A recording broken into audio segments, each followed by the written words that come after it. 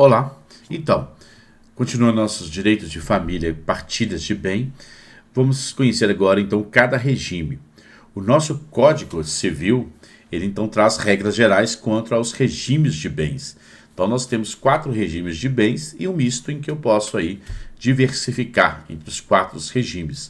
O primeiro regime de bens, que eu tenho comunhão parcial de bens, que vai do artigo 1658 até o artigo 1666 do Código Civil. Temos o regime de comunhão universal de bens, que é o artigo 1667 ao 1671 do Código Civil. O regime de participação final nos aquestos, que trata aí do artigo 1672 ao 1686 do Código Civil. E o regime de separação de bens total, que é o artigo 1687 e 1688. Tem uma separação total obrigatória e o convencional. O artigo 1641, ele fala então da separação total de bens obrigatório. É quando eu tenho um cônjuge com mais de 70 anos de idade, ou então entre os 16 e os 18 anos, porque você precisa de anuência dos seus pais para o casamento, ou então quando se trata de pessoas que contraírem o casamento com inobservância aí das causas suspensivas do casamento, que você então pode casar, porquanto respeitando, desde que o regime seja separação total de bens, que é aquelas questões que são, você pode casar, porém, desde que seja o regime de separação total de bens, que é o artigo 1523 do Código Civil, que fala em que são situações suspensivas. Enquanto você não resolve pendências do casamento, você deve, então, casar com separação total de bens para não confundir, a menos que você peça aí justificadamente ao magistrado da comarca, em fins para que ele possa, então, dar esta autorização do casamento. O primeiro regime que nós vamos falar é do regime de comunhão universal de bens. Era o mais usado, o único usado até os anos de 70, 77, quando veio a lei do divórcio, que passou a ser o regime parcial de bens como regime legal. Enquanto isso, temos aí o regime que era o regime legal até antes de 77, que era o regime de comunhão universal de bens. É elencado no artigo 1667, tá, do Código Civil. Comunicam-se todos os bens presentes e futuros e dos cônjuges, suas dívidas passivas, com exceções do artigo 1668. Então, o artigo 1668, ele nos fala que, mesmo sendo um casamento que é pleno a comunicação dos bens, porém temos exceções dessa plenitude. Há uma restrição da plenitude que não se comunicam. Então, o artigo 1668, mesmo se casando com o universal de bens, tem a particularidade dos bens que não se comunicam. Então, os bens doados ou herdados com cláusulas de incomunicabilidade e os subrogados em seu lugar não se comunicam. Então, eu tenho aí a cláusula de que possam receber um patrimônio, onde eu posso ter uma cláusula de inalienabilidade, uma cláusula de incomunicabilidade e uma cláusula de impenhorabilidade.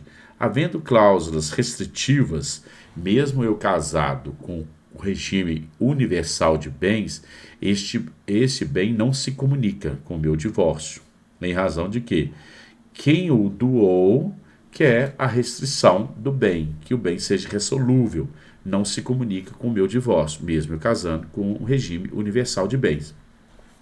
Imposta em doação e testamento, então eu posso receber como doação ou por testamento. Estou casado com o regime universal de bens, o proprietário tem, quem recebeu, né, a propriedade, porém, ressolúvel, que é quando nós aprendemos lá em direitos reais, que eu posso gozar, que eu posso reaver, que eu posso usar e que eu posso dispor.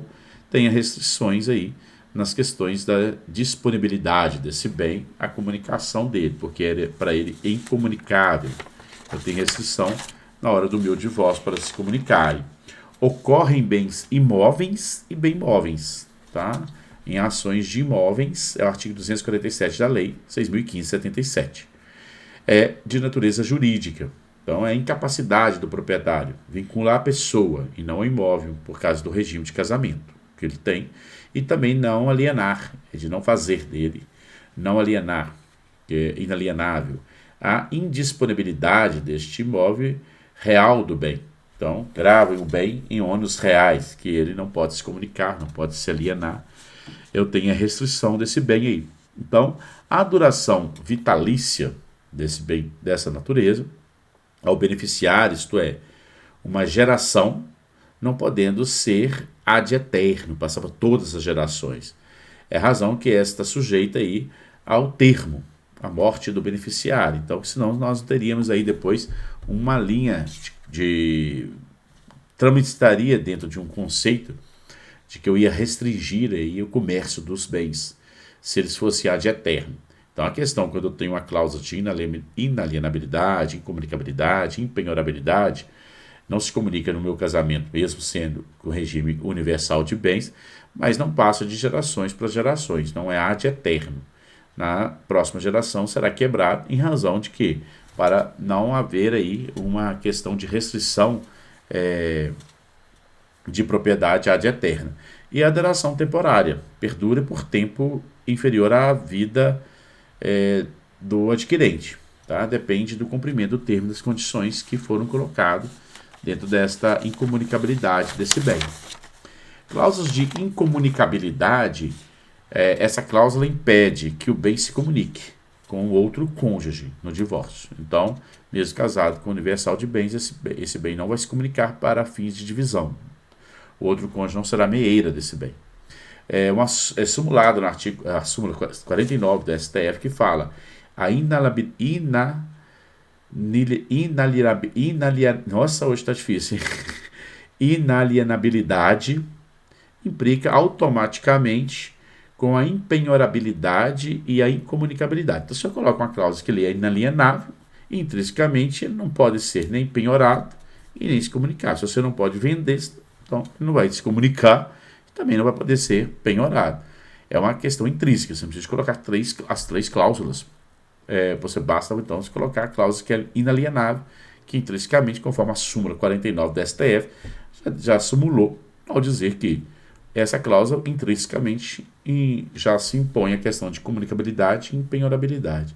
O gravame não impede a alienação, porém vai subrogá-lo à alienação judicial. Então, assim, não quer dizer que eu tenho um imóvel que tem uma cláusula desta natureza de incomunicabilidade, que eu não posso. Quem comprou sabe da incomunicabilidade. A cláusula de incomunicabilidade não exclui a outorga conjugal. Eu tenho a cláusula dessa natureza, mas eu tenho que ter outorga conjugal para fins de alienação no caso de incomunicabilidade. Não exclui, por causa que o meu regime de casamento é universal de bens. Então eu tenho que ter essa plenitude aí. O imóvel com cláusulas de incomunicabilidade, os frutos se comunicam, mesmo que o testador não deseja. Mesmo dentro dessa própria natureza, isso se comunica por causa do artigo 1669. Então, imagine, eu tenho uma casa, casado com o universal de bens, o João, casado com a Maria. O João recebe um bem, um imóvel com cláusulas de incomunicabilidade, e ele aluga esse imóvel por R$5.000, R$10.000 por mês. Desses 5 ou 10 mil reais, ele adquiriu um carro, um HRV. Este veículo, no divórcio, vai se comunicar, 50% de um, 50% do outro, mesmo que no testamento não fosse para o comunicá-lo, porque o testador também não pode ferir as questões de lei imperativa, como é o artigo 1669. Então, mesmo que ele escreva no seu testamento, não terá valia, não terá validade, pois eu não posso ali desconstituir uma lei. E, conforme o artigo 1848 do Código Civil, é vedada cláusulas de bens legítimas em herdeiros necessários. Então, quando o João, casado com a Maria, tem 3 filhos, então ele deixa um bem com cláusulas de incomunicabilidade, e esses filhos do João são herdeiros necessários. Para que ele deixe um bem em testamento com cláusulas de incomunicabilidade, se forem herdeiros necessários, ele precisa de justificar o motivo que o bem está se deixando para o filho com cláusulas de incomunicabilidade.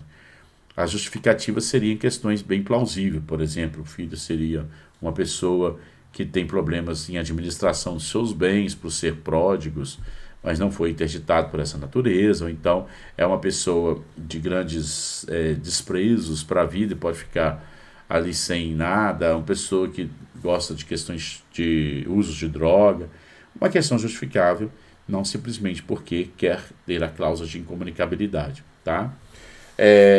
Essas questões da incomunicabilidade, então os bens, mesmo casados com o regime universal de bens, não iriam comunicá-lo. Da mesma forma, vocês podem já ter visto falar na questão de substituição fideicomissária.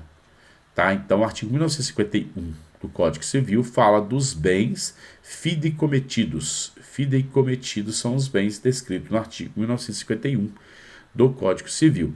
Então, eu tenho um termo que é o chamado de fideicomitente, é o testador, é aquele que faz o testamento. Esse eu vou chamá-lo de fideicomitente.